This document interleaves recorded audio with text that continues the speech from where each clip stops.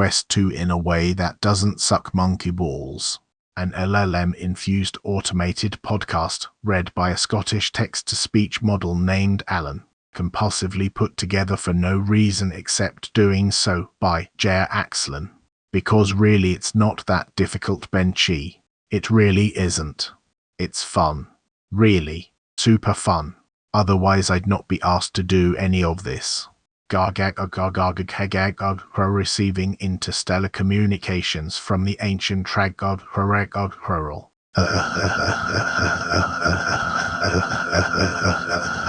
Apologies. I glitched out for a second there. Moving on, there are 3 ways to connect your Quest 2 to your PC, and they are all just different types of cables, all of which enable communication between your Quest 2 and your PC via what is known as TCP/IP. The 3 methods: 1. USB-C cable, the official and direct connection.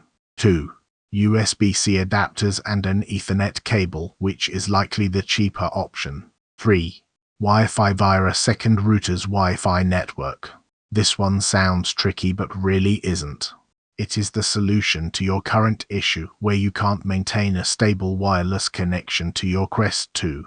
Why wired is better, you get less lag and it's more reliable. There's no interference as there are no Wi-Fi signals messing things up.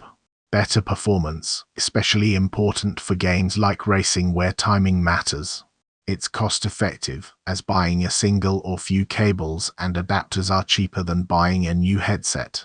The Wi-Fi trick explained simply, with your PC connected directly to the second router via Ethernet, and your Quest 2 connected to the second router's Wi-Fi, gives your VR setup its own private network where no other devices can interfere. Why it works: the router splits your network into 2 parts. One part stays connected to you currently think of as the internet via the second router's WAN port by connecting the Ethernet cable that is currently connected between your PC and ISP router's LAN port into the WAN port of the second router. You then connect a new Ethernet cable between your PC and the second router's LAN port. Now you're still able to access the internet and your entire home network as normal, and the main difference is that unless you allow it, the devices found behind the WAN port of your second router can't send traffic into the second router's LAN network. If your PC tries to talk to any such devices though, meaning initiating the conversation or establishing the connection, the response from these devices will make its way through the second router's WAN port. The rest will be rejected. The other part, meaning the LAN ports on your second router, is isolated just for your VR gear and your PC or other devices connected to the other LAN ports on your second router. Simplified, your Quest 2 gets full Wi-Fi bandwidth with no interference or load generated by other devices. Sweet, huh? Your PC still has internet access and can talk to everything else on your home network via the router's WAN port. In conclusion, obtain and use a known good USB-C link cable if you can. It's simpler but is limited by loss of signal strength due to the max length on such a cable being around 3 meters, but could becoming problematic at just shy of 2 meters.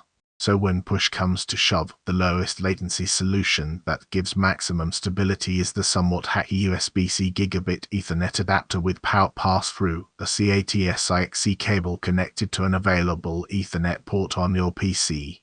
This will give you the lowest latency possible, and it'll also keep your Quest 2 charging via the USB-C port. If you want to avoid running cables around, the router trick works great for keeping VR smooth while keeping your internet working normally. And completing a project like this setup will help with future projects like motion capture or animation and arm you to the teeth in regards to a future in the tech sector.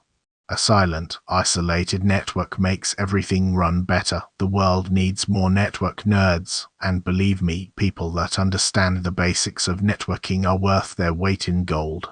The end. Suck my balls.